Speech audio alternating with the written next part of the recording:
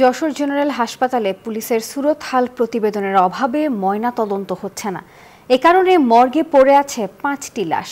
এছাড়া বেশ কিছুদিন পুলিশ না থাকায় জনজীবনের স্বাভাবিক পরিবেশের বিঘ্ন হচ্ছে বলে দাবি ভুক্তভোগীদের। ময়নাতদন্ত করতে গেলে পুলিশ প্রতিবেদন প্রয়োজন হয়। পুলিশ মৃত্যুর বর্ণনা দিয়ে সুরতহাল প্রতিবেদন সহ ময়নাতদন্তের জন্য চিঠি দেয়, কিন্তু গত কয়েকদিন ধরে পুলিশ অনুপস্থিত থাকায় এ কাজ থেমে আছে। এ বিষয়ে জেলা প্রশাসক ও পুলিশ সুপারকে জানানো হলেও সমস্যার সমাধান হয়নি। সুরতহাল রিপোর্ট না পাবো পুলিশের কাছ থেকে ততক্ষণ পর্যন্ত এই লাশগুলো ময়নাতদন্ত করা আসলে সম্ভব নয়। আমরা সুরতহাল রিপোর্ট পেলে সাথে সাথেই আমরা এটার ময়নাতদন্ত করতে পারবো।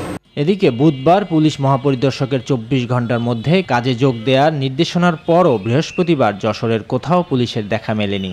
রাস্তায় ট্রাফিক পুলিশের দায়িত্ব পালন করছেন বৈষম্য বিরোধী ছাত্র আন্দোলনের কর্মী, রোভার স্কাউট, বিএনসিসির কর্মীরা। 100 গ্রাম রাঁধুনি হলুদ বা মরিচের গুঁড়ার সাথে 2টি এবং 200 গ্রামের সাথে 4টি রাঁধুনি স্বাদ মিশালি ফ্রি।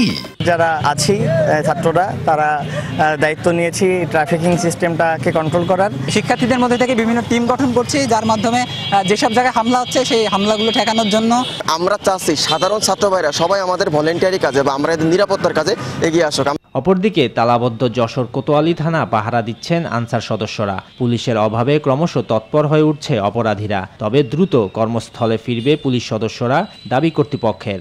আইজিপি মহোদয় তাদের যে 11 দফা দাবি সেই বিষয়ে সচেতন আছেন এবং যে যৌক্তিক দাবিগুলো সেগুলোর মধ্যে সহমতি প্রকাশ করেছে এবং তিনি নির্দেশনা দিয়েছেন যে সকল পুলিশ সদস্য তাদের কর্মস্থলে ফিরে আসার জন্য।